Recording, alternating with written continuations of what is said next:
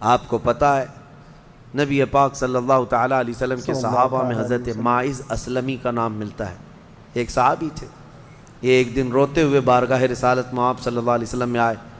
کہا آقا مجھ سے گناہ ہو گیا. اللہ اکبر. حضور نے فرمایا کیا ہوا؟ کہا کہ میں بتا نہیں سکتا. حضور نے پھر پوچھا بتاؤ تو صحیح کیا ہوا؟ کہا بولتا ہوں تو منہ کو کلیجہ آ جاتا ہے. کلیجہ منہ کو آ جائے اس طرح کی چیز ہے میں نہیں کہہ سکتا. حضور نے فرمایا بتاؤ ماعز تمہارے لیے ہم ذریعے حل تلاش کر کے بتا دیں. انہوں نے کہا یا رسول اللہ مجھ سے زنا ہو گیا ہے. اللہ اکبر. اتنا کہنا تھا نبی پاک صلی اللہ علیہ وسلم نے اپنا چہرہ پھیر لیا. اللہ اکبر. صحابی ہیں حضور کے.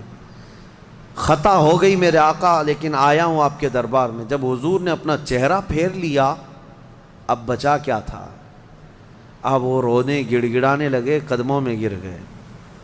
اتنا روتے رہے اتنا روتے رہے. اسی کو شاید امام اہل سنت فاضل بریلوی نے ترجمانی میں اشعار میں یوں کہا ہے یا رسول اللہ تجھ سے جو منہ چھپاؤں تو کروں کس کے سامنے؟ کیا اور کسی سے توقع نظر کی ہے؟ بد ہیں تو آپ کے، بھلے ہیں تو آپ کے، ٹکڑوں پہ یہیں کے پلے ہیں، رخ کدھر کریں؟ اللہ اکبر. نبی پاک صلی اللہ تعالیٰ علیہ وسلم نے پھر ان کو اٹھایا اور پوچھا بتاؤ ہوش میں ہو، ہوش و حواس میں کہہ رہے ہو؟ حضور نے جب پوچھا کہا ہاں میں ہوش و حواس میں کہہ رہا ہوں. کہا تمہیں کوئی بیماری، کوئی غشی، کوئی نشہ تو نہیں؟ کہا نہیں میں ہوش و حواس میں کہہ رہا ہوں. 3 مرتبہ جب پوچھا تو انہوں نے اقرار کیا. صحابہ سے میرے آقا نے فرمایا دیکھو ماعز اقراری مجرم ہے، اسلام میں سزا ہے، یہ شادی شدہ ہے، لے جاؤ اس کو سنسار کر دو، سنسار کرو. خود میرے آقا صلی اللہ علیہ وسلم سزا میں تو نہیں گئے، صحابہ کے حوالے کر دیا. اب وہ مدینے میں ایک پہاڑی ہے جبل انم، وہاں پر لے جایا گیا اور پہاڑ کے اوپر سے ماعز اسلمی کو ڈھکیل دیا گیا. اللہ اللہ. وہ لڑکتے ہوئے نیچے آئے. تھوڑا سا بہت اونچی پہاڑی نہیں ہے، وہ چھوٹی پہاڑی ہے. پھر وہاں سے جتنے صحابہ تھے ان سب نے پتھر مارنا شروع کیا اور سب اتنے پتھر برسائے گئے تھے کہ ماعز اسلمی کی روح نکل گئی، انتقال ہو گیا، زخمی حالت میں تھے. جب واپس آئے میرے آقا صلی اللہ علیہ وسلم غمگین تھے. اس وقت صحابہ سے پوچھ رہے تھے بتاؤ ماعز کے ساتھ کیا کیا تم نے؟ کہا حضور سب ان کو سنسار کر رہے تھے. ایک صحابی آگے بڑھ کر کہتے میرے ہاتھ میں اونٹ کی ہڈی تھی، وہ لے کر کے میں نے مارا تو ماعز کی کھوپڑی پر لگ گیا، خون کا فوارہ اچھل کر میرے بدن پہ آیا.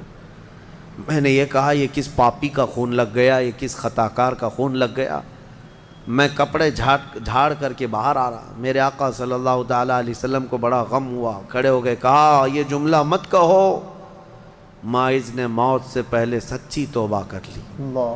سزا تو دینی ہی تھی، اسلامی حکومت ہے تو سزا دی جائے گی، صرف توبہ کافی نہیں ہے. توبہ کر لی لیکن اب اس کے لیے برا جملہ مت کہو. میرے آقا نے فرمایا اللہ تعالیٰ نے ماعز کی سچی توبہ کی وجہ سے جبرائیل کو بھیجا اور یہ فرمایا یا رسول اللہ آپ کے غلام نے ایسی توبہ کی ہے کہ اس کی توبہ کے عوض اللہ نے پورے مدینے والوں کی گناہ معاف فرمایا، سبحان اللہ. سب کی توبہ کے برابر فرما دیا. میرے عزیزوں سزا تو دی گئی. ایک اور صحابی آئے، وہ بھی آئی تھی بارگاہ رسالت میں آپ صلی اللہ علیہ وسلم میں، کہا کہ مجھ سے خطا ہو گئی ہے، حمل بھی تھا. حضور نے فرمایا جاؤ بچے کی ولادت کے بعد آؤ. بچہ پیدا ہو گیا، وہ بچہ کو 1 دن 2 دن کا بچہ تھا، وہ لے کر کے حاضر ہو گئی، کہا مجھے پاک کر دیجئے، مجھے پاک کر دیجئے. ان صحابہ کو یہ ڈر تھا کہ قیامت کی سزا بہت سخت ہے، دنیا ہی میں لے لو بہتر ہے، بہت عظیم ہے سزا. جو قیامت کے متعلق فرمایا گیا وہاں تو ہلکی سزا یہ ہے زنا پر کہ فرشتے لوہے کی سلاخ جو ہوتے ہیں وہ گرما کر کے ان کی شرمگاہوں پر مار رہے ہوں گے اور ان کی شرمگاہوں سے جو پیپ نکل رہا ہوگا محشر کے دن، فرمایا کہ ان کی بدبو سے پورے محشر والے کانپ رہے ہوں گے. زانیوں کی جو ہلکی سزا ہے، پھر جہنم کی سزا کا تو کیا شمار ہی نہیں. لیکن یہ صحابیہ آئیں، کہا کہ حضور نے فرمایا بچہ ہونے کے بعد اور بچہ لے کر کے پھر آئی. हुजूर ने फरमाया अभी तो पैदा हुआ बच्चा, इसका हक है, इसको जाओ दूध पिला के आओ। हुजूर पाक सल्लल्लाहु अलैहि वसल्लम के पास से वो गईं, 2 साल तक दूध पिलाया, और फिर जब बच्चा थोड़ा बहुत चलने फिरने लग गया, गलत सही को पहचानने लग गया, तो आई हुजूर की बारगाह में, कहा या रसूल अल्लाह, अब मेरा बच्चा मेरे बग़ैर रह सकता है, ये सही गलत को पहचानने लग गया, अब दूध भी छोड़ चुका है, मुझे पाक की करें। वो कैसी ख़वातीन थीं उस वक्त भी, चाहते तो बहाने बना लेते, बिल्कुल। मैंने किया ही नहीं, बिल्कुल। खुद इकरार करके उन्हें पाक होना है। अल्लाह की बारगाह में मैं ये ऐब और ये धब्बा लेकर नहीं जाना चाहता। फिर उनके संसार का भी हुक्म दिया गया, उस खातून पर भी संसारी हुई, यहाँ तक कि उनकी मौत वाक़ हो गई। अल्लाह अल्लाह। मेरे अजीज़, इस्लाम में बड़ी अजीम सज़ाएँ हैं।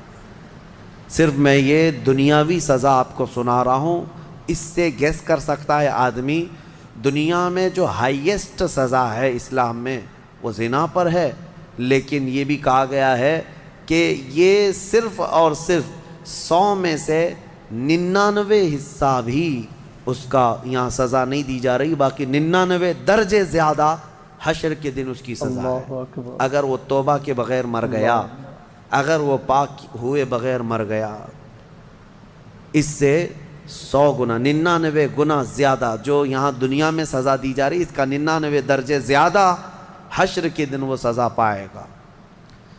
इसीलिए वो दिन याद करके ही जान पिघल जाती है, जिस्म थर थर कांपने लगता है, वो क़यामत का मंज़र। अल्लाह करीम हमें इन तमाम बुरे फ़वाहिशात से महफूज फरमाए। आमीन। अल्लाह रब्बुल इज़्ज़त हमें और आपको सच्ची तौबा करने की तौफ़ीक अता फ़रमाए। और ये वीडियो अच्छा लगा है तो वीडियो को ज़्यादा से ज़्यादा शेयर करें, और पहली बार इस चैनल पे आए हैं तो सब्सक्राइब ज़रूर करके जाएं।